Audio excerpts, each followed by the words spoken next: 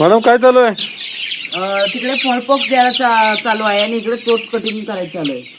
अच्छा, जय शिवराय शेतकरी मित्रांनो. तुम्ही बघा इथे बघा फॉलपॉक्स द्यायचा सुरू आहे.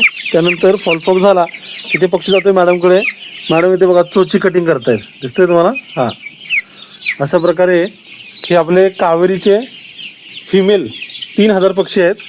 यांना लसीकरण करायचं बाकी आहे. यांना लसीकरण झालं आहे. अशा प्रकारचा मध्ये ग्रीन पडदा बांधून 2 भागामध्ये पक्षी डिवाईड केलेत आणि सगळ्या पक्ष्यांना त्रास व्हायला नको म्हणून इथं बघा आपण परत छोटं एक कंपार्टमेंट केलं आहे. थोडेसे पक्षी तिकडून हाकलून घेऊन येतात आणि इथे याच्यामध्ये थांबून इथे पकडून मग ते पक्षी इकडं अशा प्रकारे त्याला फॉलपॉक्स होतोय.